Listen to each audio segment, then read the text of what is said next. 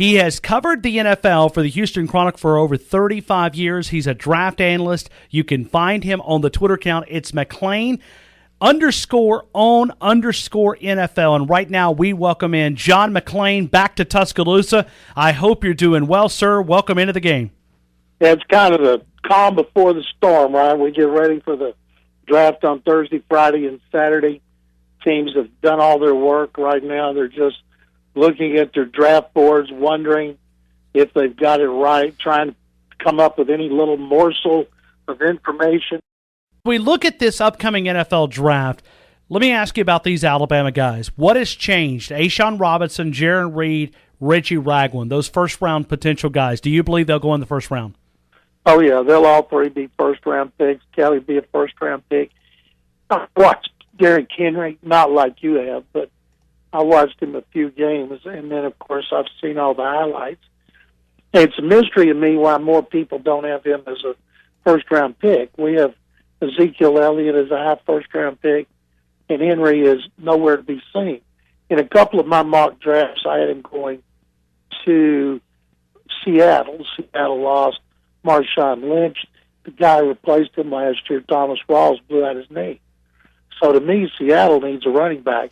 They also have two vacancies in their offensive line, and they could take Kelly. Arizona could take Kelly. So it's going to be an impressive haul.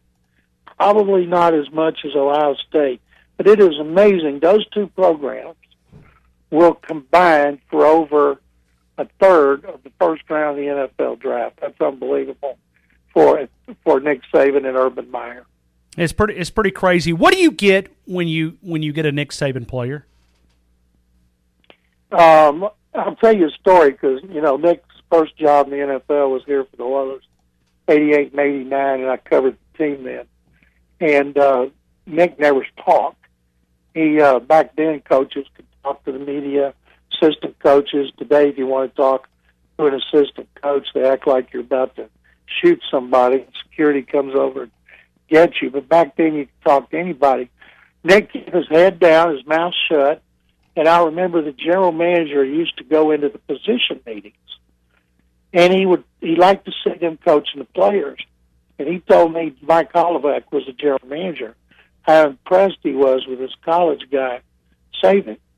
And back then, we could also go in the dressing room during meetings. Today, you got to go through like getting into Fort Knox. But we'd walk in there, and every once in a while, we'd see one of their defensive backs sitting in his locker, and we'd say, "How come you're not in the meeting?" He'd say, "Satan kicked me out," because they called him Nick Satan. And so, well, what'd you do? Well, I spit in sunflower seeds. So Nick demanded discipline and toughness, and he was a great technician.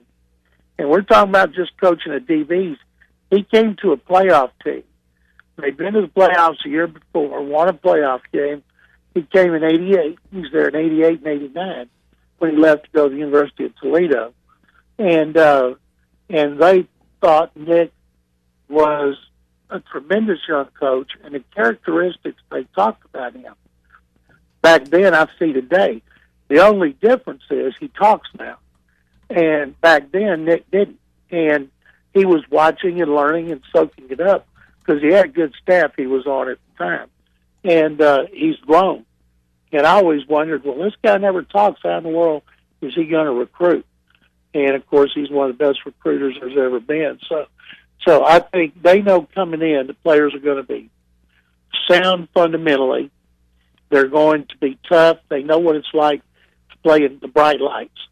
The white spotlight should not be too big for them. Doesn't mean they're going to be great players, but it means they're going to be sound. They're going to be solid. Kareem Jackson, number one pick here. Kareem started this going into his sixth year as a starter. He struggled as a rookie, but he started every game. He had to grow.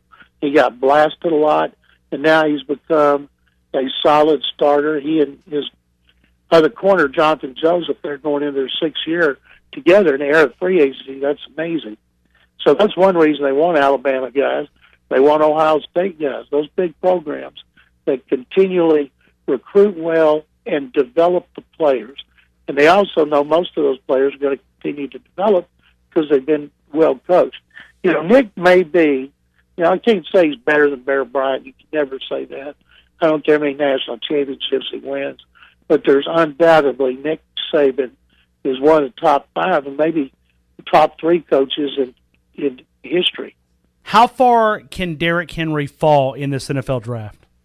There's no way he's not going early in the second round. Okay. I'll tell you what, if Dallas takes a defensive player like Joey Bosa and has a chance at Derrick Henry, the 4th pick in the second round, they would have had a great first 2 rounds.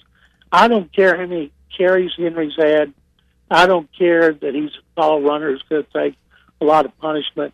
He reminds me of Eddie George. And I remember people running down Eddie George, as I always say, it's like trying to find a pimple on Beyonce. And Eddie George, I remember getting 10,003 yards, went to the Super Bowl, had 6'3", 245, was as tough a player as I've ever seen. And when I see Derrick Henry, I think of Eddie George, who was NFL Offensive Rookie of the Year in 1996.